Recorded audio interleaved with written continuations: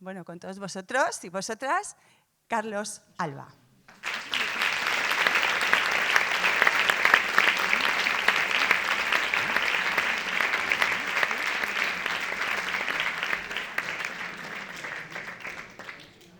Muchas gracias por la presentación. Bueno, como comentaba Concha, sí, mi nombre es Carlos Alba, pero para narrar estas historias yo recuperé un mote que me pusieron a mí en octavo de EGB. ¿Se acuerdan, verdad? Porque, claro, yo llegaba muy dormido a clase, yo siempre fui muy dormilón. Entonces yo llegaba dormidísimo, llegaba tan dormido que las legañas parecía que formaban parte del flequillo. De verdad, ya casi peinaba el flequillo de tal manera que la legaña parecía una prolongación, ¿no? Como era de color así, un poco claro, ¿no? Es que un día me quité una legaña y me salió un agujero, empecé a chorrear sangre y me tuvieron que llevar al hospital, así que me la dejé puesta. Y un día estaba yo medio dormido y entonces le ocurrió al típico profesor enrollado de octavo de GB, pues un chiste, que dijo: mirad a este cómo viene dormido, voy a llamarte Pola, porque llegas dormido por la mañana. Y por malo que fuera el chiste, pues claro, la gente, Pola, Pola, Pola. Y yo dije, venga, pues Pola, no me lo voy a tomar como un insulto, sino como el mote. Y entonces me quedé como el Pola. Como habréis visto, esta sesión se titula El Pola, Memorias de un Kinky. Pero tengo que empezar diciendo que en verdad el título es un engaño, es una contradicción, porque si yo hubiera sido un buen kinky, no estaría aquí, contando mis memorias. Así que estas memorias de un kinky, pues son el resultado del fracaso de haber sido un kinky. Sí, hace poco me lo dijeron a la cara, pero vamos, a la cara de la manera más clara posible, porque estábamos en un congreso de kinkis y resulta que nos hicieron un escrache. Los kinkis auténticos, ¿no? Los kinkis de verdad, ahí con sus pantalones de chándal, con su chaqueta esta chaqueta de cuadros metida por dentro del chándal, sin un piño en la boca. ¡Ahí fuera! ¡Vosotros no sois kinkis! ¡Los verdaderos congresos de kinkis siguen estando en los parques! ¡Fuera! Y no nos dejaban pasar. Y es que ahí estaban colegas, joder, antiguos colegas. Ahí estaba mi colega el Palomeque. Y bueno, como no nos dejaban pasar, pues tuvimos que llamar a la policía. Que la mitad eran unos kinkis también. ¡Mira! ¡Mira tú, hostia! ¡Claro! Porque claro, y ahí fue donde me di cuenta de que si tú fuiste un kinky de joven, pues claro, para poder reintegrarte en el mundo laboral tienes dos posibilidades. Una, la posibilidad de la luz, que es lo que hice yo, ser educador social. Era kinky, soy educador social. Y el lado oscuro es rehabilitarte siendo madero o confidente.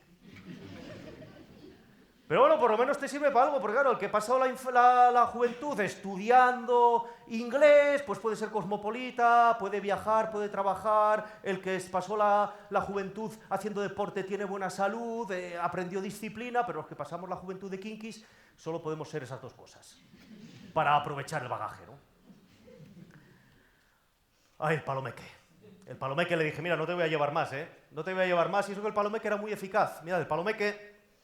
Cuando yo empecé a dar charlas en los institutos sobre, bueno, para prevención del consumo de drogas, llevaba al Palomeque, ¿no? Se ponía delante de los chavales, imaginaos, primero y segundo de la ESO, muy traviesos pero impresionables, ¿eh? Se ponía al Palomeque, su chándal, su camisa de cuadros, metida por aquí, sin piños, y empezaba: guajes, no os metáis en el mundo de la droga, hay poco y somos muchos. Oye, decían ellos, no, hostia, no tenemos que dejarlo para no acabar como este. Por eso yo siempre decía a Palomeque, tío, tú rehabilitas a la gente. Tú cuanto más te metes, más consigues que los demás no se metan. Eres como Jesucristo, te sacrificas por la humanidad.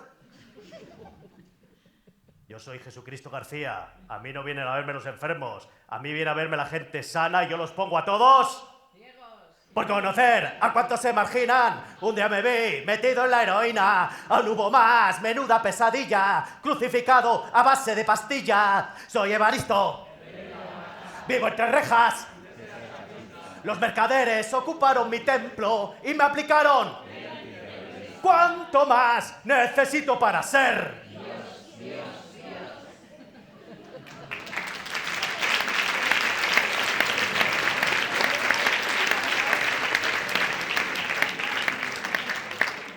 Voy a avisar, de vez en cuando me dan estos arranques de música. Y es que como no tengo a mis colegas, con Rafa Cas tuve alguna actuación también. Rafa Cas, guitarrista de Ilegales y de Extremoduro, está de luto doblemente, con Masi de Fe de Ratas. Pero bueno, podré estar aquí sin ellos. Pero de vez en cuando, pero bueno, observo que conocéis las letras, ¿no? Bien, bien.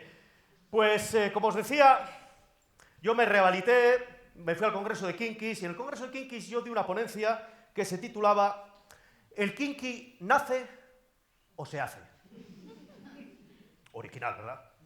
Y entonces, claro, para responder a esa pregunta, pues yo empecé un poco, pues, explicando lo que es mi barrio, ¿no? Mira, yo soy de un barrio que es el típico barrio de la Asturias industrial o de cualquier otra zona industrial, ¿no? Cuando se hizo la desindustrialización en España, ¿no? Los años 50, 60, 70, ¿no? Pues llegaban y aquí ponían ¡bum!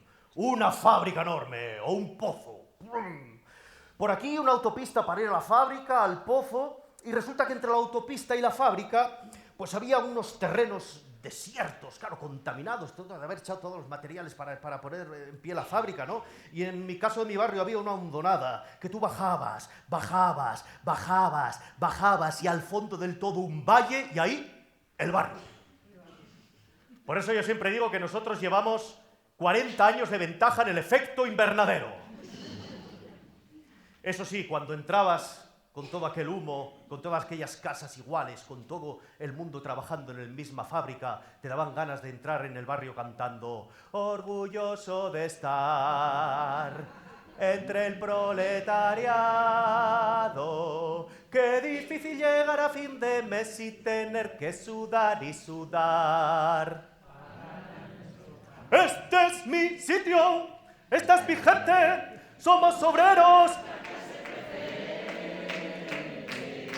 Por eso, hermano proletario, con orgullo yo te canto esta canción. Somos la revolución.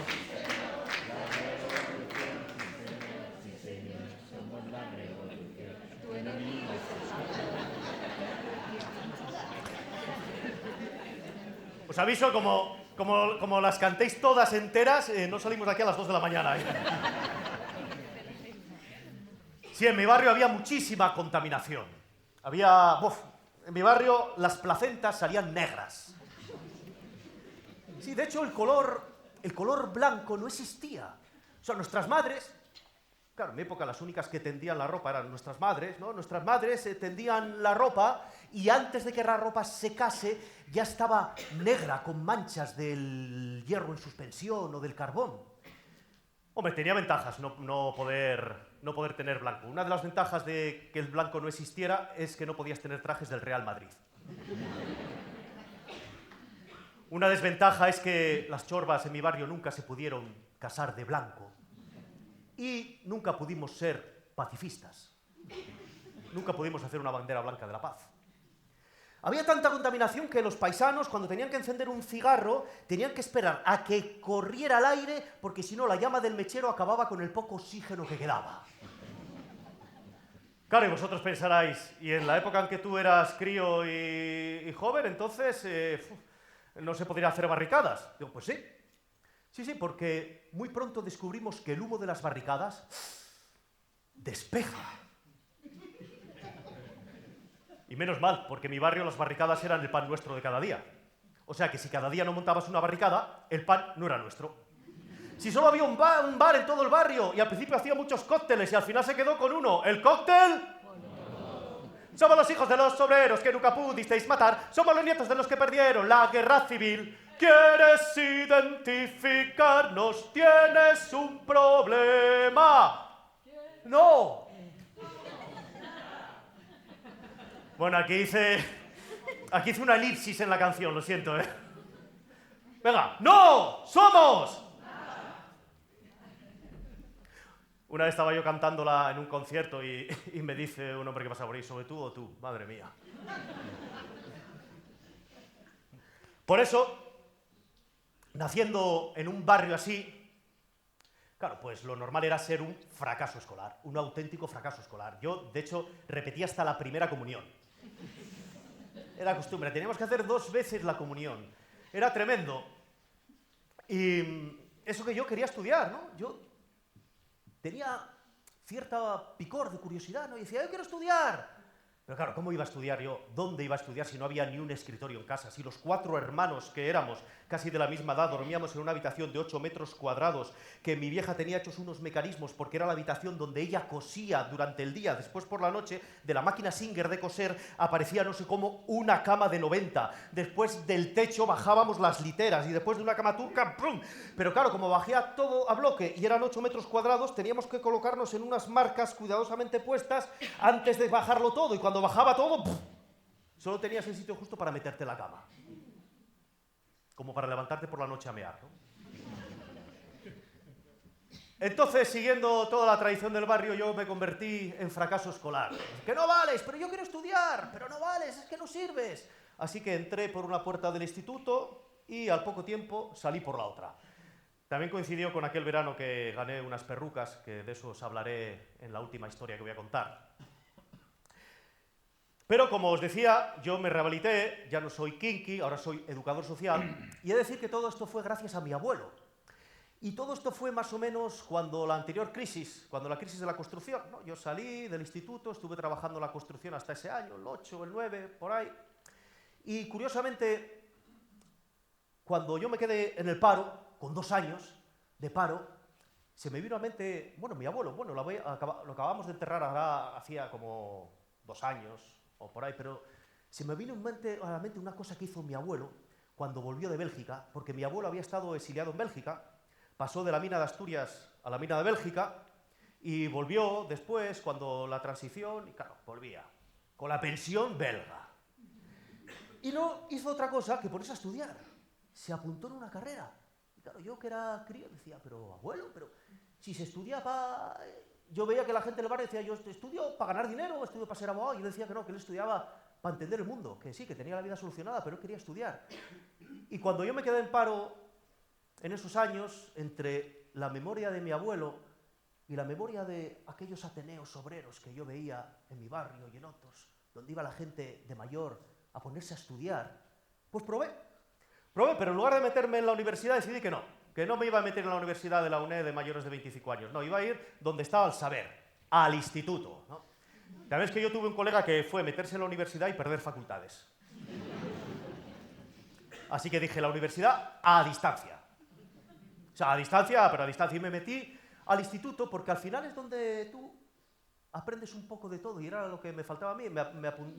Fui al instituto para retomar mi vida en el punto donde la había dejado, donde me habían echado.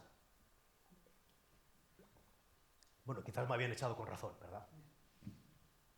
Es un ser urbano, hijo del futuro, no es un ser humano débil y cansado, y es feliz.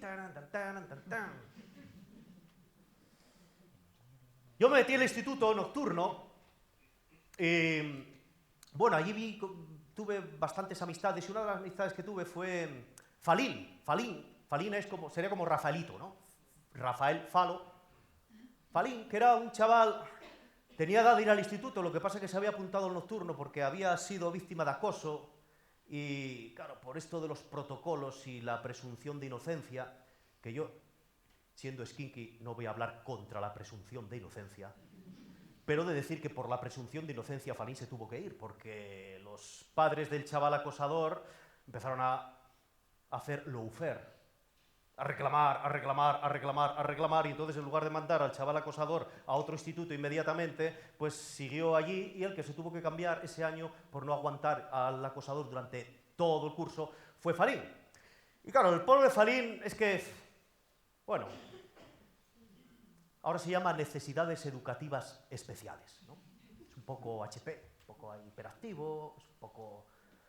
Bueno, es en parte normal, en parte es un chaval normal que necesita mucha actividad, pero el caso es que lo que os iba a contar, yo por cierto entré muy burro al instituto, ¿eh?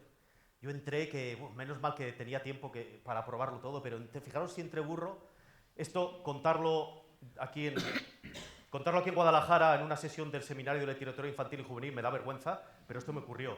Yo llegué un día a la biblioteca, el primer día, y dije, ¿tiene un libro de un autor que me recomendó profe, Hemingway. Dicen, tenemos el viejo y el mar. Dijo, deme el mar.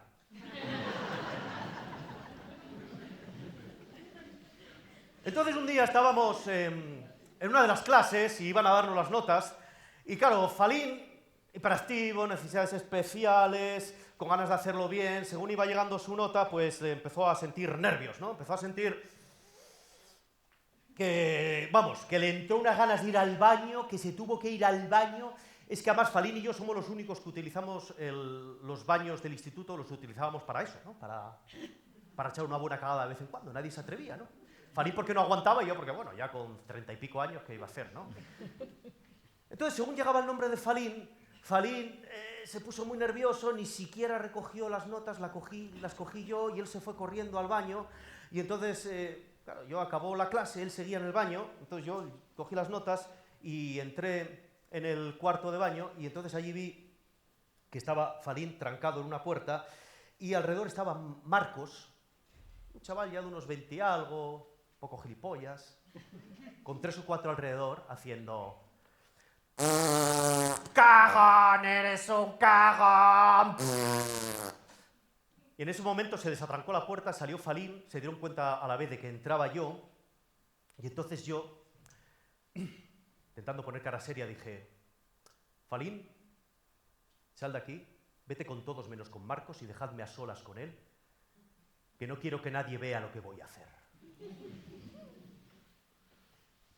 Oye, cuando salieron, Marcos ya estaba empezando a llorar, hice así. Oye, lo que es la vida, yo sabía que un hombre en un estudio, haciendo un dibujo y una cuadrilla de obreros podían levantar un edificio, podían levantar un puente, sabía que con una palanca podías mover toneladas y toneladas de kilo, pero lo que no sabía era que una pregunta podía pararte. Y era, ¿por qué? Y de repente me entró, debe ser la costumbre de estudiar, y dije, ¿por qué? Porque además, a la vez, se me vino a la mente Pescuezo. Pescuezo era el mote de otro amigo mío de la primera vez que yo fui al instituto. Y dije, ¿qué es esto? Y entonces llamé a los demás, le dije a Marcos que saliera conmigo, oye, nos metimos en una aula que estaba vacía y allí mismo les dije, vale, no te voy a pegar, Marcos, pero me vas a escuchar esta historia. Y allí mismo conté esta historia de Pescuezo por primera vez. Pescuezo era el mote que tenía un amigo nuestro de la primera vez que fui al instituto y Pescuezo sí que sería un necesidades educativas especiales, pero claro, en aquel tiempo eso no existía, así que era simplemente, no sé cómo decirlo, raro. Aunque luego descubres que todos somos raros. Pero bueno, sí, tenía un rollo raro físicamente, porque Pescuezo tenía una cara, la cara así, como un poco ladeada. Tenía una mano como vuelta así con el codo y un pie todo revirado hacia atrás. Él lo de la cara un poco ladeada lo llevaba bien, porque no sé cómo se las apañaba, que se ponía una gorra de estas tipo americano con la visera para adelante y tenía tal elegancia y tal feeling al andar que resulta que tú lo mirabas y parecía que el que tenía la cara torcida eras tú, ¿no? Ibas a mirarte al espejo. Lo de la mano también le sacaba partido, porque jugaba a balonmano, y ya sabéis que en balonmano defiendes así, ¿no? Entonces él se incrustaba entre la defensa, ahí, entonces le pasaban la pelota, todo el mundo defendía así, él agarraba la mano esta y hacía... Cuando le pillaban y defendían así, él cogía la otra y ¡pa! Además también tocaba la guitarra, porque Pescuezo tenía muy buen oído musical, ¿no? Entonces tenía hecha una guitarra especial, tipo charango, pero con todas las notas de la guitarra, ¿no? Que se la había hecho un luthier, colega de él, y tocaba canciones de la época, tocaba canciones de los Barón, de los Asfalto, tocaba mucho aquella de mis amigos con los que jugué, ¿dónde estarán mis amigos con los que hice la revolución? Mis amigos en un tresillo se aplastarán. Y luego también tocaba otras canciones que estaban de moda en aquel tiempo. Tocaba una de los Calis, que para quien no los conozca, los Calis eran como los Estopa, pero con menos glamour aún. Tocaba mucho aquella de Machute no, ni cucharas impregnadas de heroína, nuevas jóvenes vez llorando. Solamente oír tu nombre causa ruina, ruina, ruina, ruina. No te compliques la vida. Si os recordáis, los tres hacían coros, pues Pescuezo cantaba y parecía que hacía las tres voces a la vez. De hecho, yo pienso que en verdad lo que sucedió con Pescuezo era que era un superdotado y nadie fue capaz de verlo. Tenía eso que los músicos llaman oído absoluto.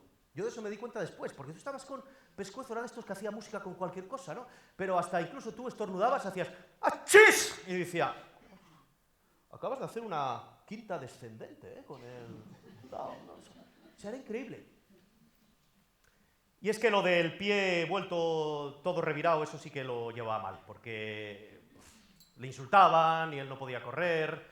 En aquellos tiempos que tú te apuntabas a educación física o gimnasia y no jugabas bien al fútbol, pues parece que eras un inútil. Y nada, la gente se metía mucho con él, le llamaba el monstruo, el cojo. Y eso que él tenía colegas, que lo dábamos todo por él, ¿no? Yo había una cosa que sospechaba y la comprobé un día en el segundo recreo cuando entré en la cafetería de instituto a comprarme un triángulo de estos que eran así enormes, que no había, yo no sé ahora cómo era capaz de comerlo, ¿no? Y entonces vi que estaba Pescuezo y alrededor de él había como 6 o 7. Y le estaban dando pescozadas. Él tardaba en darse la vuelta por cuenta de lo del pie y entonces le daba otro. Y se daba la vuelta y le daba otro.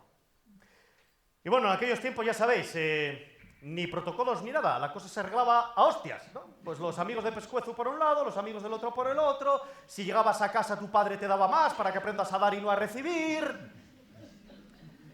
Y aunque lo diéramos todo por él, Pescuezo empezó a entrar en un bucle, agarraba unas borracheras tremendas los fines de semana. Hombre, empezó como empezaba todo el mundo, pues que si un día le echó una aspirina a la Coca-Cola, que si otro día abrió una bolsa de manzanilla y se la fumó, hasta que ya se enteró de cómo podía hacer otras cosas, y a tomar Cuba Libres, a agarrar borracheras, hasta que un día, después de un recreo, uno de los profesores entró en clase y lo vio de espaldas, con la cabeza metida en una bolsa de plástico donde previamente había vaciado un tubo de pegamento. Lo echaron, claro. En aquel tiempo no había educadores sociales, claro.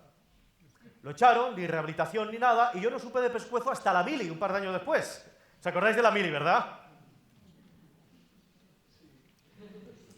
Uy, que no. Pues estaba yo en la mili y resulta que voy a aparecer a Pescuezo, ¿no? Entonces, claro, los que no sepáis lo de la mili, a la mili, sobre todo ya en los últimos años, que fue cuando la hice yo, era muy fácil no ir, ¿no? Podías librar por cualquier defecto, que si era un poco miope ya no ibas a la mili, que si era un poco cojo no ibas a la mili. Así que yo cuando vi a Pescuezo flipé y dije, tío, pero Pescuezo, ¿pero tú qué haces aquí? Si tú podrías librar... Pues dime una cosa por la que no podrías librar, joder, Pescuezo, ¿pero tú qué haces aquí? Y entonces él me confesó que estaba ahí porque le había obligado su padre para que se hiciese un hombre. En la mili, Pescuezo acabó de hacerse un yonki. No llegó ni a la jura de bandera, lo mandaron para casa. Yo acabé la mili, volví al barrio y cuando volví me enteré de que Pescuezo la había palmado. Yo cuando volví de la mili, la verdad me pasó como a muchos. Tuve que estar un año desintoxicándome. Pero eso, un año desintoxicándome, pero para desintoxicarme de la mili me ponía. Es un concepto raro, pero es así. Tuve que estar un año de juerga para olvidarme del rollo psicológico de la mili. Entonces, al verano después de haber vuelto yo de la mili, estábamos de tripi en el descenso del Sella. Bueno, para quien no sepa lo que es estar de tripi en el descenso del Sella, decir que es como estar de tripi en cualquier otro lugar. Y para el que no sepa lo que es estar de tripi, pues que es como estar en el descenso del Sella rodeado de gente. Entonces, claro, pasamos por todas las fases del tripi. Amigo, amigo, te quiero mucho, amigo. Y ya decías eso de amigo a todo el mundo, hasta los que no conocías. Amigo, después ibas a bailar. Claro, empezábamos con los bares de rockeros, que en aquel tiempo había alguno más, pero claro, se acababan cerrando, la noche avanzaba, entonces ya llegaba un momento inconfesable que yo ahora estoy dispuesto a admitirlo después de los años, pero que entonces tú al día siguiente lo negabas categóricamente. Ese momento de entrar a un bar y empezar: tengo un tractor amarillo, pa pa pa pa pa pa pa pa pa pa, ¿qué es lo que se lleva ahora? Tengo un tractor amarillo. porque ya en la última moda voy a comprar un tractor.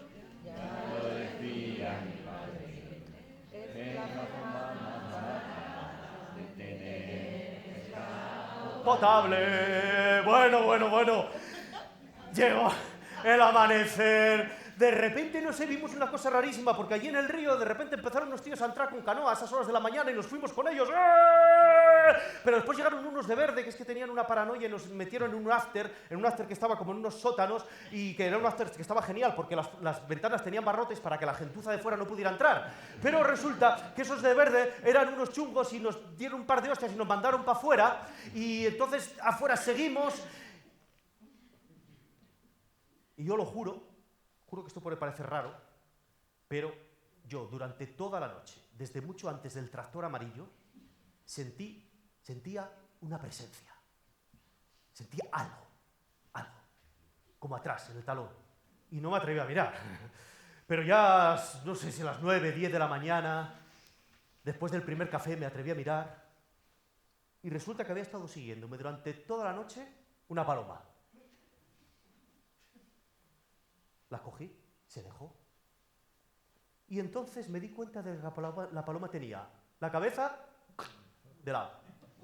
Una la más corta que la otra y un pie vuelto revirado. Claro, entonces me dio un ataque de risa de esos que solo te dan a las 10 de la mañana después de haber dormido. Me tripé. ¡Pescuezo! No tienes suerte ni para reencarnarte, desgraciado. No te reencarnas en león, en tigre, ni en gato. Te reencarnas en palomo cojo. Pero entonces, la paloma, o sea, el pescuezo, se me quedó mirando fijamente a los ojos, y podéis creerme que acojona una paloma mirándote a los ojos, y me dijo: estás equivocado, Pola. Volando no hay cojos. Y echó a volar. Claro, yo me quedé parado. Yo me quedé que lo único que podía repetir era: volando no hay cojos. Claro, volando no hay cojos. Claro, y empecé a repasar la frase 1000 veces. Claro, es que es verdad, ¿no? Volando no hay cojos. Claro, volando no hay cojos porque volando no hay cojos. Y empecé a decírsela a todo el mundo. Claro, viste, chaval, viste, volando no hay cojos. Volando no hay cojos. Volando no hay cojos. Claro, que volando no hay cojos, ¿no? Volando. Volando no hay cojos. Volando no hay cojos. Y entonces ya la decía así mirando al cielo: volando no hay cojos. Y riéndome feliz: volando no hay cojos. Volando no hay cojos. Hasta que me dijo un colega: o te callas o te parto la cara, Pola. Vaya paranoia que te da con el volando de cojos. Me vas a joder el tripi, ¿eh? Me vas a joder el viaje, hombre. Vaya mala hostia que me estás dando, ¿eh? Es que te vas a quedar aquí volando no hay cojos. Cállate la boca, joder. Que te vamos a quedar para allá todos.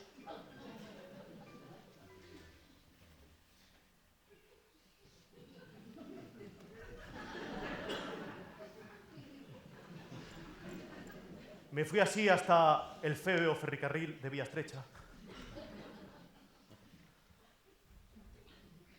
Allí ni esperé por los colegas, me metí en el tren, fui a casa, menos mal que no había nadie en casa, entré, y entonces allí agarré una figura que tenía mi vieja, que era de un flamenco tocando la guitarra. Y entonces le quité la guitarra, que era pequeña, así de madera, abrí la tapa y dentro de la tapa metí unas migas de pan.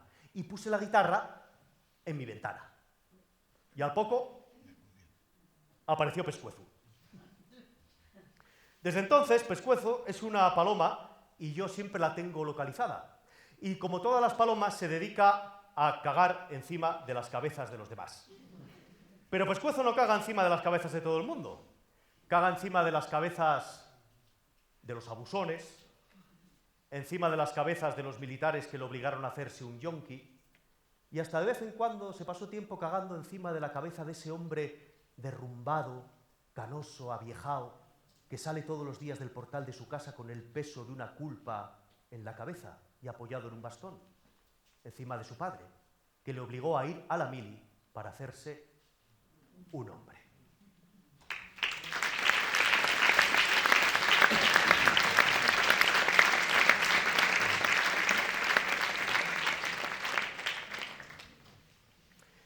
Bueno, estoy pasándolo mal, Estoy pasándolo mal por no poder encender un cigarro, ¿eh? Estas historias... Encima, lo que me pasó el otro día, madre mía. Resulta que... No, esto me pasó pues la semana pasada, fue cuando se decidió todo, porque resulta que tengo una sobrina que con 22 años ya se iba a casar, con el novio de toda la vida, además, oye, una cosa increíble. O sea, de regalo de Reyes, él le regaló, además, un anillo, ¿no? Un anillo de oro que se debió gastar todo el salario que tiene, pero bueno, está guay, porque con 22 años ya tienen trabajo fijo los dos, el anillo, se compraron un piso, y digo, oye, genial, genial, lo que no hicimos nosotros lo hacéis vosotros, hay que repoblar, venga. Y entonces ella, que se llama Salomé, pues estaba emocionadísima cuando le regalaron el anillo y me llamó para enseñármelo. Oye, tío, ven conmigo, tal. Entonces quedamos en una cafetería, pero bueno, primero quedamos antes en la plaza y según íbamos a la cafetería, ella como es una cagaprisa, pues dijo, mira, Pola, mira qué guay. Abrió el estuche y resulta que se le cayó al suelo el anillo, contamos la suerte que había una alcantarilla debajo, se le coló por la alcantarilla, empezó a dar voces, ¡ay! Digo, tranquila, hombre, que estás con el Pola, tranquila, que esto... Yo creo que ocurre alguna vez en estas alcantarillas, mira. Y entonces, quité la alcantarilla y ahí estaba brillando el anillo, ¿no? Entonces dije, tranquila, que lo voy a coger sin marcharme y todo. Y metí la mano y justo cuando iba a agarrar el anillo, apareció una rata. Pero una rata de alcantarilla asquerosa, pero no lo comió, sacó los dientes, ¿no? Y yo, intenté asustarla, pero se comió el anillo. Justo en ese momento dejé de ver a Salomé, se fue corriendo, se encerró en su habitación, por dentro, no quería salir. Iba su novio, Paco, que no pasa nada, hombre. Un disgusto, comía poquísimo, pero bueno, después de mucho insistir, pues a los 15 días o por ahí, pues conseguimos que saliera, ¿no?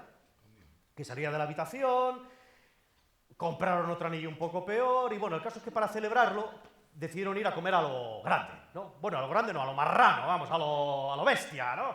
Y a ellos les gustan mucho las hamburguesas, ¿no? Entonces fueron y se comieron. En mi familia somos así, después de un disgusto comemos como cerdos, ¿no? Y entonces se pidieron, pues, un Mac. ¿Cómo se llama ese Mac que tiene como 20 pisos, ¿no? Uno encima de otro, que es así, no sabes si comerlo así o de canto, el Mac. No sé, creo que se llama el Mac Carra, ¿no? Algo así, ¿no? Entonces... se lo comieron, a Salomé ya se le pasó el disgusto del todo, y cuando estaba a punto de tragar el último bocado,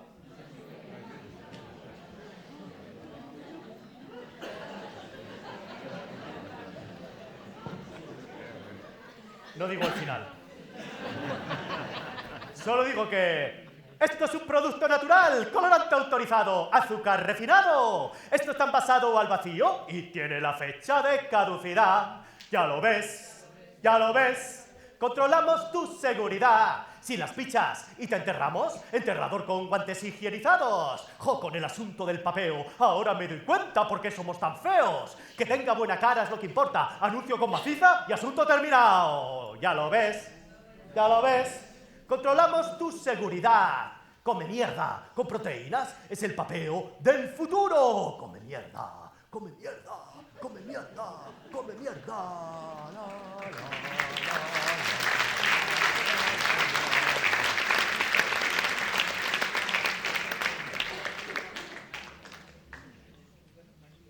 Es increíble, pero este tema es de 1984. Bueno, el disco, el tema... Visionarios.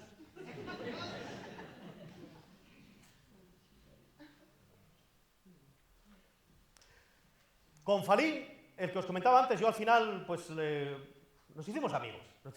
La verdad que coincidíamos mucho, a él le costaba mucho estudiar y a mí también, así que de vez en cuando nos juntábamos. Bueno, iba a decir, nos juntábamos para estudiar mejor, nos juntábamos para no sentirnos tan mal, porque veíamos que los dos estudiábamos mal. Había días que los dos nos distraíamos, entonces nos distraíamos al cuadrado, y había días que nos complementábamos mejor y conseguíamos estudiar. Pero hubo un día que a mí me encantó. Nos juntamos a estudiar historia de España. Increíblemente de ese, porque el profe que nos dio era un profe así bastante progre, llevaba coleta de aquella y tal. y dimos la República, el franquismo y la transición. Increíble, increíble. Entonces el examen era del franquismo y la transición. Y dije, venga, Falín, vamos a ponernos a estudiar juntos, ¿no? Entonces quedamos en mi casa como después de comer a las 4 o las 5 de la tarde y él llegaba embalado, llegaba empalmado. Decía, tío, mira, me estuve documentando, mira en el libro este, joder, qué época, tenemos que empezar con la transición porque mira, tío. Y me enseña una foto de Mecano, de Nacha Pop, de Alaska. Dice, mira, tío, qué tiempos aquellos. Y va y se pone a cantar Sufre mamón, devuélveme a mi chica como si fuera una canción punky. Sufre mamón, devuélveme. Esto sí que digo, joder. Bueno, Falín, vamos a empezar por la transición, venga, sí, pero no sé yo eso, cuando Suso decía, el profe que nos documentáramos un poco, no sé si se refería a eso, mira. Así que, oye, no tuve otra. Primero le puse un poco de rock urbano, un poco de leño, llegamos hasta Extremoduro, un poco de asfalto, un poco de topo, un poco de Triana, para que viera un poco de rollo así un poco distinto. Y después le dije, mira, te voy a poner la película que mejor explica la transición. Perros callejeros. Y es que aproveché porque unos días antes resulta que estaba yo en un, bueno, antes se decía chino, ¿no? En un bazar, ¿no? Bazar. Recordad que esto fue en el año 8, 9, 10, ¿no? O por ahí. Y entonces estaba empezando a retirarse los DVDs, ¿no? Estaba empezando ya a dejar de venderlos. Entonces resulta que pasé al lado del bazar, ¿no? Como soy educador social, ¿cómo se ve que sé usar las palabras, eh? Y resulta que vi una colección de 10 DVDs, todo el cine kinky, a 3 euros. Al lado había una colección de 15 DVDs vírgenes a 10. Y me compré toda la colección, entonces dije, venga, vamos a estrenarla. Entonces le puse Perros Callejeros 1, claro, y el Falín flipó. Hostia, pero esto pasó de verdad. Claro, joder, si no son actores, esto era como los neorrealistas italianos, que eran gente que pillaban por la calle. Pero, y claro, ya sabéis cómo acaba Perros Callejeros 1, ¿no? Acaba de una manera un poco con un capamiento en diferido, ¿verdad? Luego, venga, pues no hay 2 sin 3, ¿no? Vamos a ver, Perros Callejeros 2 y Perros Callejeros 3, ¿no? Ya llegó la hora de comer, entonces pedimos unas pizzas y dije, bueno, pero esto es una saga, Falín. Para que acabes de ver este rollo de la transición, tenemos que ver El Vaquilla, que es como una serie. Tú eres el vaquilla, alegre bandolero, porque lo que ganas repartes el dinero. Y al final dependes de un simple carcelero. Y claro, así nos dieron más o menos como las 10 de la noche. Y dice, bueno, tío, vamos a ponernos ya con lo del franquismo. Digo, no, espera, tío, porque es que, claro, igual te vas a llevar una visión muy cutre de lo que es el cine kinky, pero que sepas que el cine kinky tuvo su parte cool. Y le puse una película de Carlos Saura, Colegas, Antonio Flores, Rosario Flores, José Luis Manzano, 2/3 muertos. Pero después dije, hombre, pero ahora te voy a poner la más potente. Dije, ¿cómo se me había podido olvidar? El Pico 1 y el Pico 2, por favor. Es que esta película te explica además parcialmente el conflicto vasco. Y ya sabes que a los profesores de historia progres, si les pones la expresión conflicto vasco, tienes medio aprobado asegurado, ¿eh? Hazme caso. Ese hijo de guardia civil metido a yonki, ese yonki metido a camello y después metido a confidente. Y entonces fue tan fuerte ver el Pico 1 y el Pico 2 que dije, mira, para acabar suavemente, vamos a ver La Estanquera de Vallecas y bajarse al Moro, que esto ya es un kinky costumbrista, así un poco madrileño, cañí. Las 8 de la mañana, sin dormir. Hasta arriba de cafés, el examen era a las 10 de la mañana. Digo, tío, no podemos ir a estas horas, claro, si es que no sabemos un poco de República y franquismo, nada, tío, porque además, claro, resulta que nosotros pensamos que el franquismo era ¡bum! El franquismo, y no, tenía un montón de fases. Digo, joder, no me acordaba de nada, ni de la autarquía, ni de los tecnócratas, madre mía, ¿qué hacemos? Hasta que yo tuve la idea, mira, tranquilo, vamos a dormir un poco y vamos a ir a las 12, que se me está ocurriendo una idea, ¿no? Y entonces llegamos a las 12 al instituto. Aquel examen era por la mañana, por cierto. Y pedí hablar con Suso, ya habían hecho el examen, y dije, mira, Suso, resulta que, perdona, que no pudimos venir Falín y yo porque, mira, estuvimos de viaje, estuvimos en el Pozo Funeres. El Pozo Funeres es un pozo que hay arriba de la cuenca minera donde más cantidad de muertos represaliados hay, donde más cantidad de cadáveres de represaliados por el franquismo echaron, ¿no? Y le dije a Suso, mira, tío, es que, claro, porque el saber no puede ser solo teórico, ¿verdad? Como dices tú. Entonces, para saber de verdad las bases del régimen del 78, fuimos al Pozo Funeres. Cuando dije régimen del 78 se sonrió, dije, vale, guay, vamos bien, vamos bien. Pues fuimos al Pozo Funeres porque, claro, el saber tiene que ser práctico, ¿no? No puede ser solo teórico. Entonces dijimos, hay que ir hasta allí, fuimos en coche y hay que poner el cuerpo. Cuando dije lo de poner el cuerpo también se sonrió. Claro, es que hay que poner el cuerpo, hay que poner el cuerpo, ¿eh? Hay que poner el cuerpo, Suso. Entonces fuimos hasta el Pozo Funeres a hacer una ofrenda floral porque estudiar también es hacer ese tipo de cosas, ¿no? Entonces llegamos y cuando bajamos del Pozo Funeres nos entró, llegó la noche y empezó a haber una niebla tremenda y pinché la rueda. Pinché la rueda del coche, ya sabe lo que es mi Opel Kadett, no tenía ni rueda de repuesto, Suso, entonces bajó la noche, no había cobertura en esa parte, claro, la poca batería se nos acabó con la linterna, tuvimos que dormir ahí hechos polvo, después de a las 10 o por ahí, hasta ahí no apareció un paisano de los de la zona que nos remolcó con un tractor, llegamos a un taller, cambiamos la rueda y hasta ahora, y vinimos de allí directamente hasta aquí, no pudimos llegar. Oye, para mi sorpresa dijo, vale, venga, venid mañana, a la misma hora. Ya nos pasaron las preguntas, toda la tarde estudiando las preguntas, encima era un examen tipo test, casi estudiamos nada más que los ABCD. Bueno, llegamos al día siguiente y bueno, Suso estaba así un poco con esa risa un poco coñera que le entra y dijo, bueno, vais a hacer el examen, pero os voy a poner cada uno en un aula. Bueno, fuimos cada uno en un aula, el examen constaba de dos partes, una parte era el 40% de la nota y otra parte era el 60%.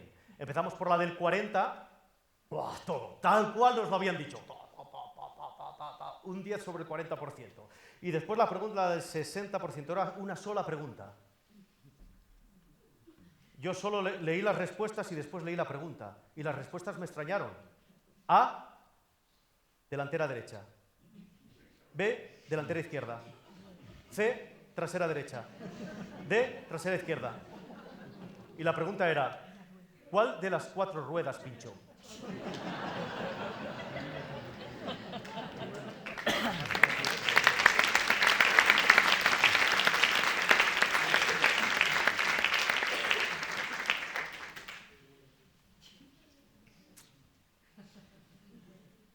Tuvimos la mala suerte de no coincidir. Oye, teníamos un 25% de posibilidades de haber sacado un 10, ¿verdad? Pero no. Bueno, esta última historia que os voy a contar, reconozco que es un poco, quizás es la historia más cruda de todas las que voy a contar. Quizás es una historia más para la madrugada del viernes al sábado, del maratón de los cuentos. Pero bueno, la voy a suavizar un poco, porque puede herir sensibilidades. Pero bueno, como soy educador social, yo creo que la puedo contar. Porque es simplemente la canción de una noche de juerga. La canción.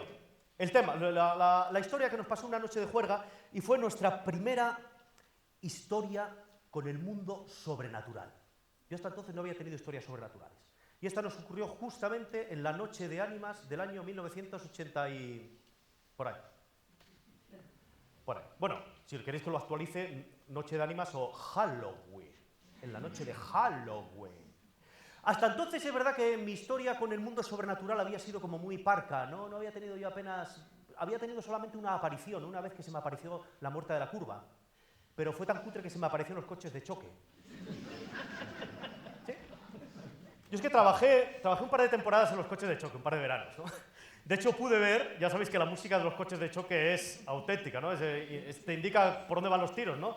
Entonces yo pude ver cómo fueron los cambios. En los últimos de los 80, en mi primera época, en los coches de choque sonaba... Jerónimo's Cadillac, imagining in your head. Jerónimo's Cadillac, running in your head. Jerónimo's Cadillac, imagining in your head. I'm on a pony, I'm watching world.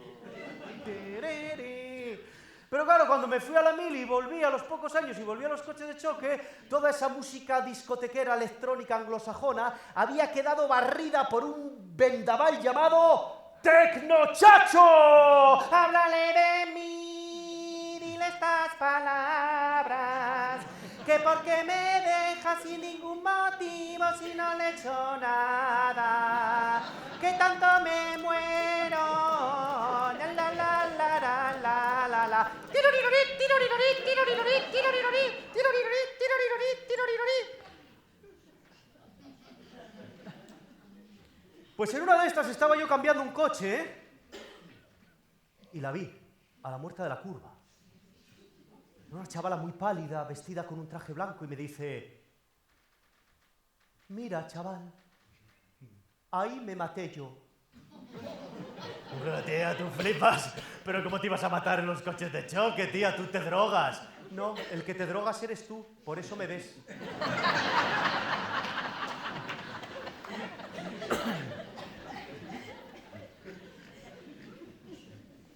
Pero fue más gordo lo de aquella noche de ánimas del año 80 y tantos. Y aquella noche habíamos salido a... Nosotros decíamos a Armala. No sé cómo decís aquí, a liarla, eso, a liar la parda. A liar la parda, a armarla. Habíamos salido el Palomeque, mi amigo el Gallo, el de Fe de Ratas, mi hermano, el Sebas y yo. Habíamos salido a gastar todo lo que teníamos y nos pasó esta historia, la historia de la chupa al Sebas. Nosotros habíamos estado trabajando todo el verano en un chamizu. Un chamizu es una mina ilegal, hecha por paisanos, porque allí, claro, allí en la cuenca había zonas que los paisanos estaban igual labrando la tierra y salía carbón. Lo hice una canción. Yo sembré les patates y recollí carbón y vi que la tierruca dábame producción. Entonces nada, hacían ahí un furaco, un agujero como podían, entibaban con 4 tablas, y iban a guajes así como nosotros a ganar unas perrucas, ¿no? Entonces estábamos a primeros de ese verano del año 80 y tantos, ahí en la plaza de la Sindical, sentados en las escaleras, sin nada que hacer, sin dinero, y se nos acerca aquel paisano y dice: ¡guajes, venid para acá! ¿Queréis ganar unas perrucas? Sí. Y hay 2 meses o 3 que estuvimos hasta septiembre trabajando ahí en aquel chamizu, primero con muchas ganas, pero a última hora era tan pequeño el agujero que nos metíamos sin ni herramienta ni nada. Arrancábamos el carbón con las uñas, con los dedos, y nosotros al final conseguimos tener 20.000 duros en bolso, que ya sabéis que son 600 euros. Y las manos arañadas de sangre y de carbón, y nos sentíamos tan orgullosos de una cosa como de otra, porque nos sentíamos mayores, nos sentíamos unos hombres, aunque nosotros no decíamos hombres, decíamos unos paisanos, nos sentíamos unos paisanos, nos sentíamos tan, pero tan, que dejamos el instituto. We don't need your education. Hey, teacher, get aquí salón.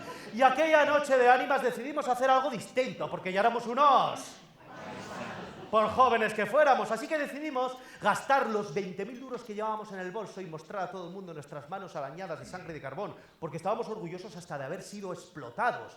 Y por hacer algo distinto esa noche, pues decidimos salir tarde, porque yo creo que eso se hacía igual en todas partes, ¿no? Cuando tenías así, qué sé yo, entre 13, 14, 15 y 16 años, pues tú salías los sábados después de ver Willy Fogg o algo semejante, ¿no?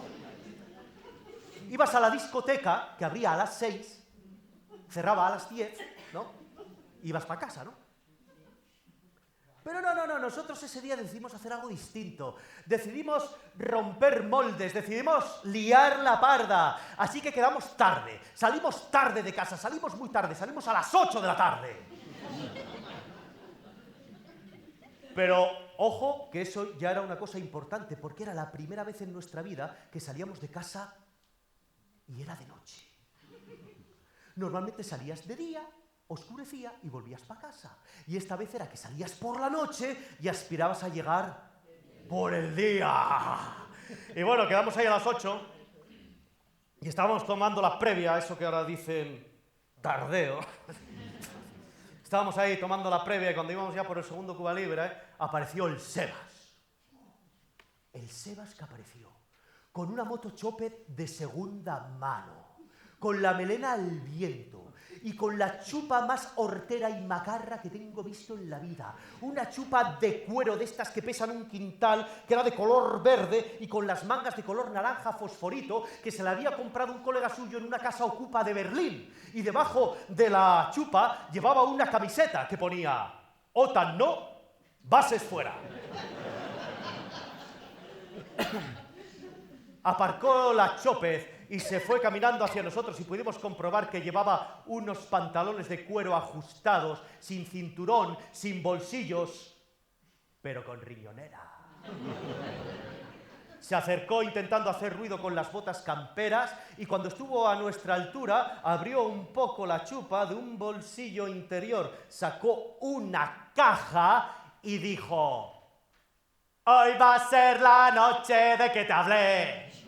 Y nosotros repetimos: «Hoy va a ser la noche de que te hablé. Hoy va a ser la noche de que te hablé. Hoy va a ser la noche de que te hablé». Y nos dio un bucle de estos adolescentes, tonto, tonto, tonto, y seguimos. «Hoy va a ser la noche de que te hablé». Y ya toda la plaza estaba diciendo: «Hoy va a ser la noche de que te hablé». Hasta los camareros decían: «Hoy va a ser la noche de que te hablé». Hasta la vecina del segundo se asomó por la ventana y dijo: «Hoy va a ser la noche de que te hablé». Cuando se nos pasó este bucle adolescente, entonces pudimos leer lo que ponía la caja. La caja ponía Adelgacin Extreme. Eran unas pastillas que usaba la vieja del Sebas para adelgazar. Pero en verdad eran anfetas. Eran anfetas porque en aquellos tiempos los médicos recetaban a las mujeres, a las que de alguna manera injusta y despectivamente llamábamos por aquel tiempo marujas, les recetaban a las marujas anfetas para adelgazar, porque España era el paraíso de las anfetas. Lo que era legal aquí no era legal en ningún otro país. Y claro que adelgazaban las marujas, claro, se ponían de los nervios. Se les hacía sola la permanente. ¡Ah! ¡Este guaje me pone de los nervios! ¡Abre! Pues abre. Y entonces abrimos el prospecto. Hay que ir a los efectos secundarios. Siempre que tomabas un tipo de eso, hay que ir a efectos secundarios. A ver qué pone aquí. A ver. No mezclar con alcohol porque puede producir mareos. Bueno. Insomnio. ¡Uy! Falsa sensación de euforia. ¡Uy! Bien. Aunque sea falsa. Taquicardias. ¡Uy! Despersonalización. ¡Ay, mire que por aquí! Y no tomar ingentes cantidades de alcohol porque puede provocar alucinaciones.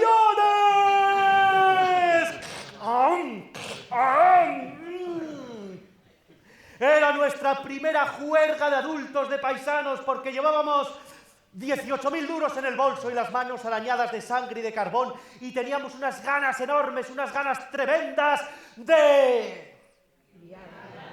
liar la parda. Muy bien, iba a decir una frase, un verbo impronunciable. Bueno, teníamos también unas ganas tremendas de... claro, algo que va junto con eso, junto con salir todos, en unas ganas tremendas de... joder, de... por fin, ¿no? Por fin. De tener lo que engañosamente en aquellos tiempos creíamos que era una experiencia sexual completa. ¿No? Vamos, de eso. Porque ya estábamos harta de... y es que de hoy no va a pasar, no seguiremos igual. De hoy no pasa, que iba a ser, esto no puede durar. No nos da la gana de morirnos sin probar. Ton. Hay cantidad, hay calidad, hay castidad. Y sobre todo el Sebas estaba convencido de que esa noche por fin iba a calcarla. No sé si se dice aquí calcarla, ¿no?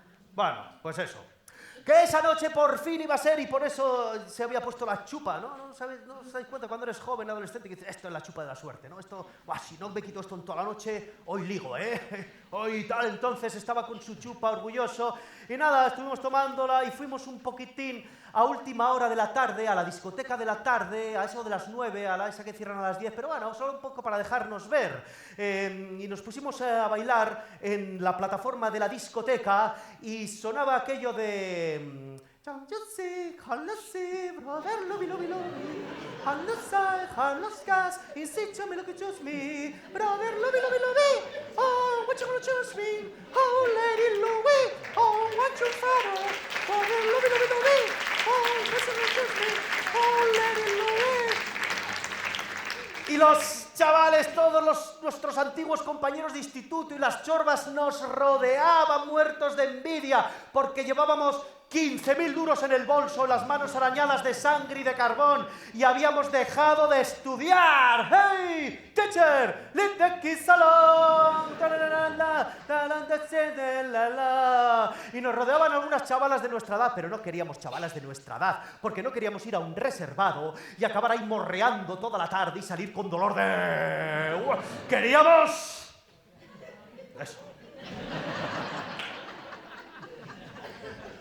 Total, que cuando salimos de la discoteca ya íbamos en plan, oye mi amigo, y vente conmigo, apura tu copa, que quiero más. Hoy es una noche como otra cualquiera, nada nos espera, solo unos litros de alcohol. Y ahí empezamos a decir esas frases soeces como, ¡ay, te daba como cajón que no cierra!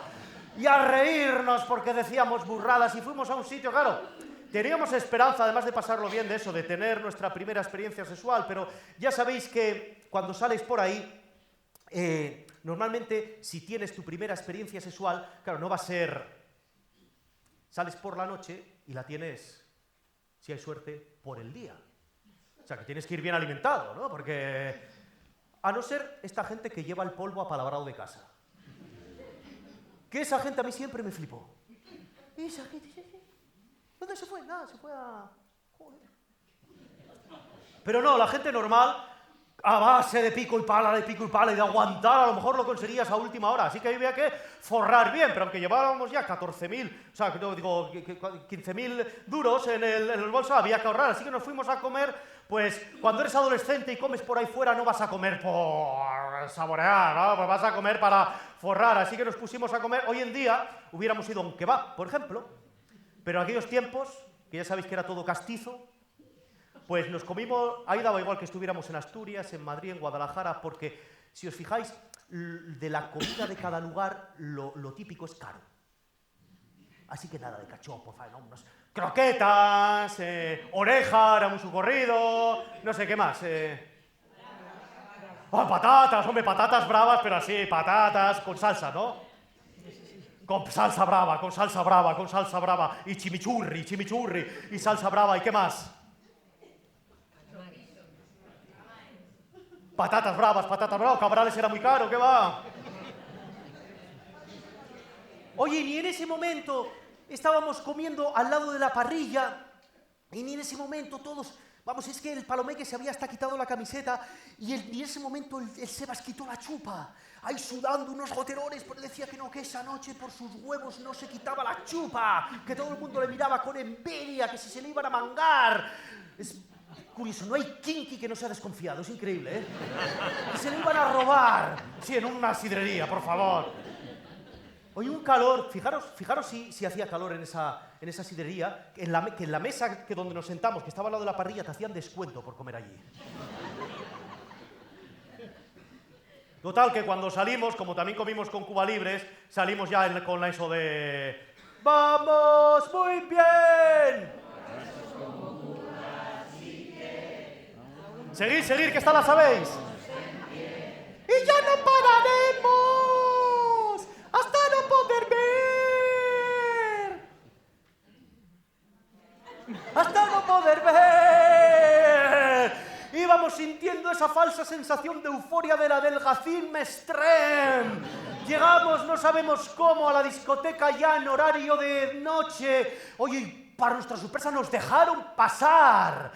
Pero lo que pasa es que nada más entrar a la discoteca pasó algo muy chungo, joder, pasó algo que no teníamos previsto. Es que resulta que nada más entrar a la discoteca, el Sebas el Sebas se puso a hablar con una chorba muy rara, ¿no? Es que era una chorba rara, nadie la conocía, nadie la conocía. Y era muy rara y se pusieron a hablar y hablar y hablar. Y claro, en aquellos tiempos, ya sabéis que lo de hablar, es que hablaba, o sea, había roto la cohesión del grupo para hablar. Para hablar. Y no nos presentaba ni a sus amigas, bueno, no tenía ni amigas, ni nos la presentaba, ni nada. Y parecía que le dábamos vergüenza. Y joder, eso no puede ser. Aparte la chorra era muy rara, de verdad. Tenía una mirada, fijaros si era rara, que siendo gótica, a mí no me ponía. Y a mí me ponen las góticas. A mí, una chorba para que me gusta, con que se vista de gótica ya vale. ¿Os acordáis de aquella foto de Zapatero con sus hijas? Gótica, vaya, esa foto es que la tenía. Pero es que lo mío llegó a tal extremo que es que me gustaban tanto las góticas que hasta llegué a tener vídeos y fotos de la Catedral de León por toda mi habitación. De verdad, los amigos con los interviews, los climas, revistas porno, yo con libros de arte de gótico.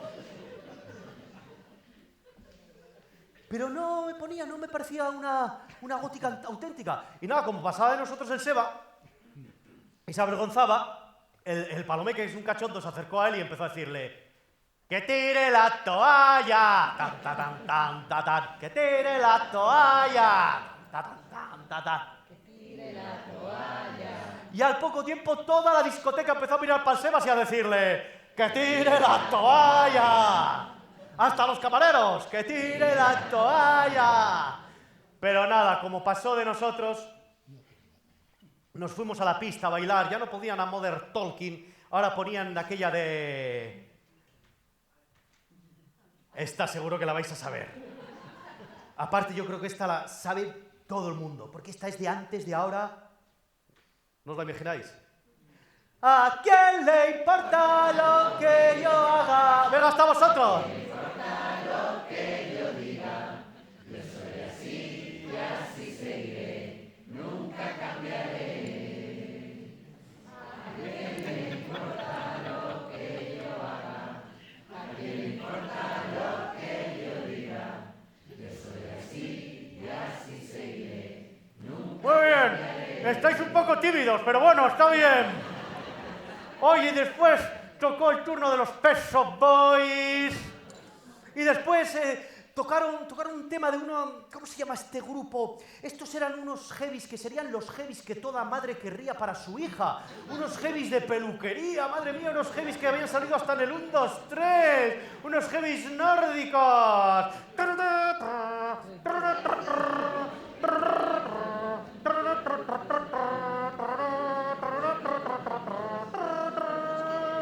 It's the final countdown. Y fíjate, haciendo el tonto con ese tema de los Europe, resulta que empezamos a vacilar con unas chorbas de 25 años, tío, de 25 años, estábamos flipando. Pero nada, tampoco, no sé qué pasa, que ahora cuando eres jovencín, piensas que los mayores se pasan el día follando. Nosotros queríamos que nada, 25 años, hola, ¿qué tal? Y ya te ibas, ¿no? Y nada, así que nada, seguimos bailando.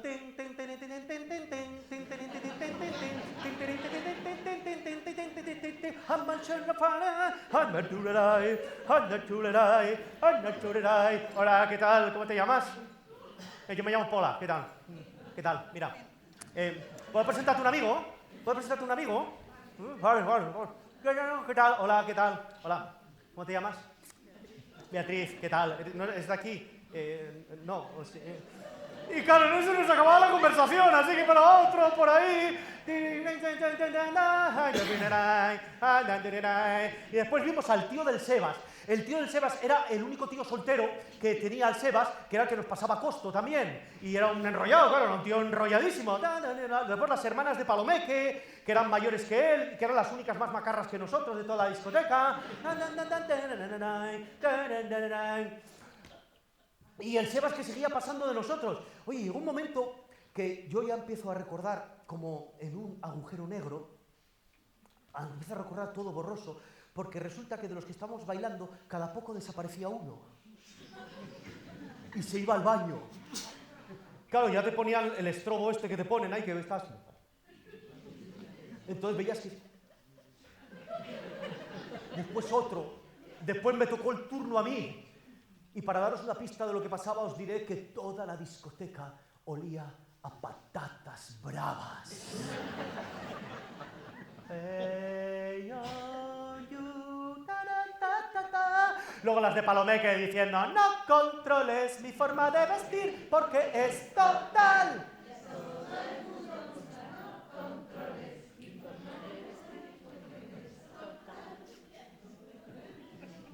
Hasta que llegó un momento, claro, estoy resumiendo muchas horas, pero es que llegó un momento en el que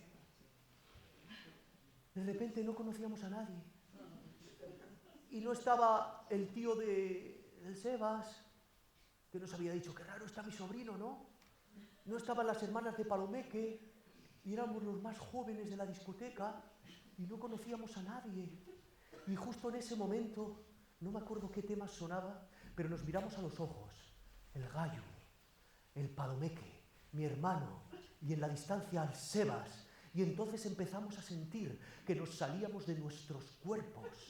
Y desde arriba, desde la parte de las luces, veíamos a todo el mundo bailando, incluyendo a nosotros mismos. Y ahora me acuerdo qué tema sonaba. Sonaba aquello de me estoy volviendo loco, me estoy volviendo loco, me estoy volviendo loco, poco a poco, poco a poco, me estoy volviendo loco, me estoy volviendo loco, me estoy volviendo loco, poco a poco, poco a poco, me estoy volviendo loco, me estoy volviendo loco, me estoy volviendo loco, poco a poco, poco a poco, poco a poco.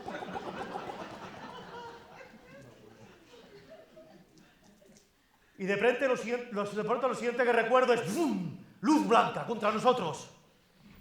Como un fluorescente metido por los ojos. Todos tocándonos a ver si estábamos en nuestros cuerpos. Empezó a sonar una balada. Still Loving You, de los Scorpions. Unos forzudos matones abrieron las puertas de emergencia y dijeron, ¡fuera, chavales! Salimos a la calle, estábamos al lado del río, hacía un frío de la hostia, un frío que se te metía por todos los huesos y justo en ese momento, en el momento más frío de la noche, el Sebas se quitó la chupa.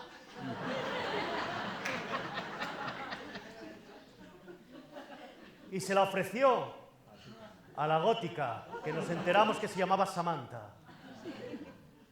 Y le dijo, te llevo para casa, chavala, en mi moto. Samantha se montó en la moto del Sebas con su chupa y se abrazó a él con unas manos frías, frías, que casi le hielan al corazón. Y entonces, mientras sonaba allí atrás en la discoteca, Still Loving You, el Sebas desapareció con la chorba como si subiera por una escalera al cielo. Y en ese momento el Sebas notó dos cosas aparentemente contradictorias, porque la chorba se abrazaba y se restregaba con él. Y el Sebas notó que tenía un empalme como nunca había tenido y que a la vez estaba enamorado. Si queréis... Bueno, no. Iba a decir que sacaréis así lo...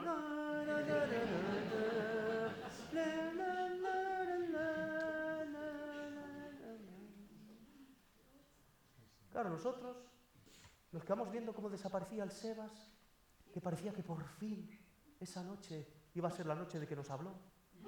Y nos quedamos mirándonos con la mirada vacía, el cerebro más vacío todavía, papando frío como gilipollas. Hasta que dijo el Palomeque, ¡que nos estamos apalancando! ¡Que nos estamos apalancando! ¡Hoy va a ser la noche de que te hablé! ¡Hoy va a ser la noche de que te hablé! Y echamos a andar, no se sabe a dónde, y ahí rodeando el río, a ver si encontrábamos algo de civilización, porque ya sabéis que estas discotecas estaban en Casa Dios, no en polígonos industriales.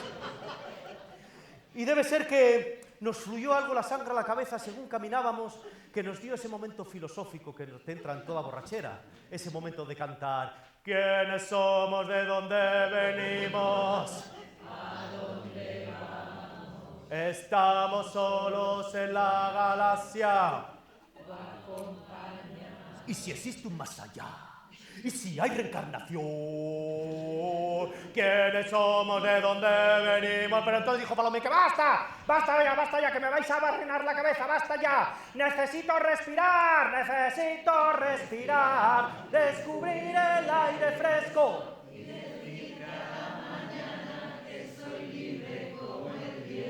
¡Qué gozada cantar ese tema a la vez que en los columpios nos echábamos para adelante y para atrás! ¡Los toboganes! ¡Hombre, eso es un clásico, ¿verdad? Ir de doblete para casa y parar en los columpios. Hasta que ya estábamos todos, necesito respirar, y Palomeco también nos cortó, necesito una birra. Así que nos empezamos a caminar, a buscar algo abierto, pero claro, en un barrio obrero, en aquellos años, ¿qué podía estar abierto que no fuera un puticlub? Pues ese típico bar que nunca cierra. Ese típico bar que está muy cerca del pozo y donde iban los mineros del primer turno a tomar el café con carajillo antes de entrar, y los que salían también pues se tomaban otro café con carajillo antes de irse para casa, y de paso un poco de aguardiente, y de paso un licor de hierbas, y de paso también aparecían los que estaban de doblete. Total, que se juntaban ahí los que estaban a punto de trabajar y los que volvían para casa. Y entramos en aquel bar, era nuestra primera vez también, y miramos a aquellos paisanos que sí que tenían las manos arañadas de sangre y de carbón y casi 20.000 duros en el bolso porque pagaban con billetes de 5.000 los cafés. Aquellos paisanos que si se les ponía en la punta de la polla te paralizaban el país. Y nosotros en una esquina mirándolos pero intentando que no nos vieran, oye, no se fueran a chivar para casa, oye, que vi a tu hijo a tales horas, unos levantando el país, esta juventud, drogadictos, nosotros tomándola ahí sin que ellos nos vieran, y resulta que cuando estábamos tomándola al poco, volvió el Sebas. Y nosotros, ¿qué pasa, tío? ¡Sebas! ¿Qué? ¡Hostia! ¿La chupa? ¿Que vienes y la chupa? Y dice el Sebas, nada, tío, se la deja Samantha. Se la deja Samantha porque así tengo una excusa para ir con ella mañana, o sea, porque así mañana quedo con ella para que me devuelva la chupa. Bueno, ¿y qué tal fue? ¿Qué tal? Déjame en paz, anda, déjame en paz. ¿Qué pasa, No. Que no, hombre, que no, os digo una cosa, follar no es lo único, hay otras cosas, ¡Anda, tío! Y claro, ahora sí que tenéis que poneros en situación y entender la hora a la que estábamos y el momento en lo que estábamos en los años 80, así que empezamos a reírnos de él. Mira! Perdió la chupa y no mojó. Pero bueno, Seba, yo le dije, déjame en paz, hombre, que tampoco es todo lo de follar, hombre, déjame en paz, me salgo para afuera, hombre, quitar para allá, déjame en paz, machirulos de mierda, hombre, déjame en paz. Y nosotros, mira, que perdió la chupa y no folló tanta chupa la noche, que me dejáis en paz. Y en estas... armamos tanto escándalo que los mineros acabaron mirando para nosotros. Y en este es que vemos que de la esquina sale Máximo. ¡Hostia, Máximo! El minero más altón, que era el auténtico gallo del barrio, el jefe de las barricadas, el rojo más rojo de la cuenca minera. Y se acercó a hablarnos. Y nosotros, ¡hostia, que viene Máximo, tío! ¡Que viene Máximo! Y entonces va el Máximo, se pone delante de Sebas y... Os pido otra vez que entendáis en qué época estamos. Y le dijo, ¿qué pasa, maricón? No soy maricón. Sí, hombre, eres un maricón. Que no soy maricón, joder, que no soy maricón. Que eres maricón. Que no soy maricón, hombre, que no. Pues vete por ella y dile que la quieres, hombre. Maricón. Que no soy maricón, joder. Que no. Pues ahora mismo voy a agarrar la moto y me voy a por ella para que veáis que no soy maricón. Y esto se lo dijo a todo el bar. Y entonces salió, se montó en la chupa y empezó... en la moto. Papó frío con su camiseta Dotan no bases fuera a esas horas de la mañana. Llegó como una salación al barrio donde vivía Samantha. Se acordaba de la casa, llamó a la casa y le abrió la puerta a un hombre viejo, con cara de cansado. Viejo pero sin ser viejo, lleno de arrugas. Y dijo Sebas, ¿está Samantha? Aquel hombre le contestó, drogadicto, sinvergüenza, escoria. Samantha lleva 10 años muerta. Se mató en un accidente de moto con un kinky como tú. Y se lo repitió 3 veces. ¡No! Con un kinky como tú. con un kinky como tú. ¡No! Y entonces el Sebas se fue otra vez a la moto y se fue hasta el cementerio. ¡No puede ser!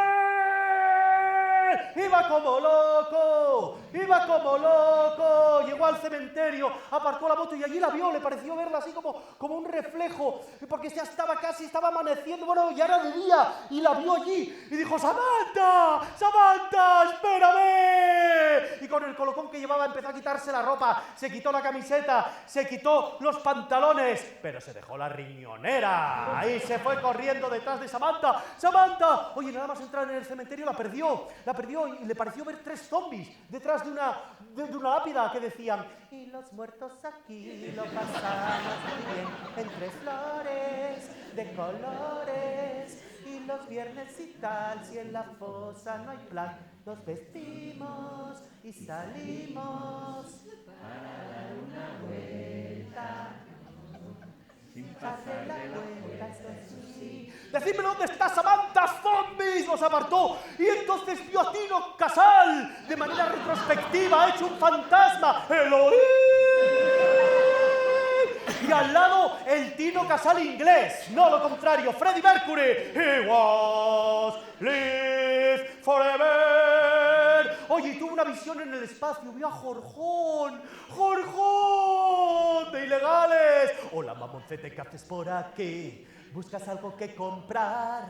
Hola, mamoncete, ¿qué haces por aquí? ¿Buscas algo que comprar? Y cuando creía que iba a alcanzar a Samantha, vio, ¡no!, a Robe diciendo: ¡que me entierren! Siguió caminando y vio que ella desaparecía detrás de una tumba y se acercó.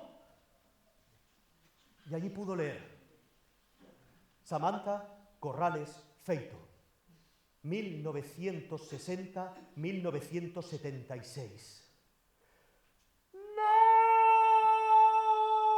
No me preguntéis cómo, pero le entró una fuerza sobrenatural que fue capaz de mover la lápida y empezó a escarbar, y las 1000 pesetas que le quedaban en el bolsillo se le perdieron, y se le fueron llenando más las uñas de sangre, de carbón y de tierra, hasta que llegó al ataúd, lo abrió, y ahí estaba Samantha con la chupa puesta. El Sebas fue capaz de abrazarla. Y allí, no me preguntéis por qué, pero empezó a cantar: y bailaré sobre tu tumba, guachirúa, guachirúa. Y bailaré sobre tu tumba, guachirúa, guachirúa. Venga, está alta, que estamos llegando al final. Y bailaré sobre tu guachirúa, guachirúa, y bailaré sobre tu tumba. Pero en este se escuchó abrir la cancela del cementerio, y es que eran ya las 11 de la mañana del día de difuntos, y tuvo la mala suerte el Sebas de que apareció su familia, los primeros, porque había muerto la abuela pocos meses antes, y traían una corona de flores, y entonces llegó la madre del Sebas, el padre y sus hermanas, y se encontraron a su hijo en pelotas, bailando con una muerta y su chupa. ¿Sebaristo?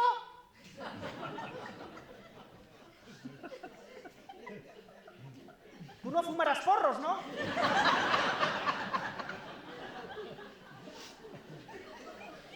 ¿Qué hiciste toda la noche? Y el padre, para romper un poco el hielo, dijo: ¿Lo ves? ¿Lo ves? No estaba muerto. Estaba de parranda.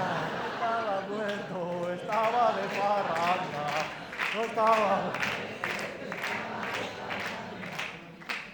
Y entonces Sebas soltó a la muerta, se puso la chupa y dijo: ¡déjame en paz! No fumo porros, mamá, con esta familia no me hace falta. Y se fue corriendo, salió del cementerio, se vistió toda la ropa, agarró la moto, iba como loco, cogí mi bólido y lo puse a 100, un kamikaze yo quería ser. Y se espetó contra un árbol. Casi me mató.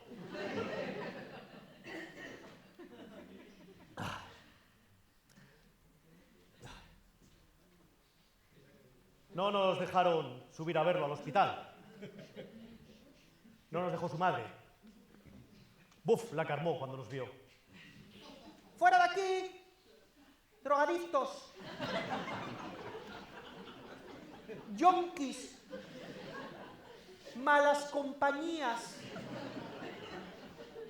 ¡Que enviciasteis a mi guaje! Y mientras nos decía eso, metía en el bolso una caja de Adelgacil Extreme. Y esa fue nuestra primera noche. Si quitamos lo de las rayas, sería aquello de salir, beber el rollo de siempre, meterme 1000 rayas, hablar con la gente, llegar a la cama, poderte nada sin ti. Bueno, espera, tengo que deciros que quizás he exagerado un poco, ¿eh? Quizás... Lo del cementerio no fue así exactamente, ¿vale? Es que lo metí en homenaje a Jorjón, a Robe. Sí, estaba todo un poco, quizás también lo de, no sé, la chupa. O sea, no era una chopez, era una mobilete. No era una chupa, era un jersey de cuello, de punto, y otras nuevas si fuera no era naranjito. Bueno, si os digo la verdad, no sé de esta historia y de todo lo que os acabo de contar, qué cosas fueron reales y qué no. Porque ya sabéis que el Adelgacil Extreme provoca alucinaciones.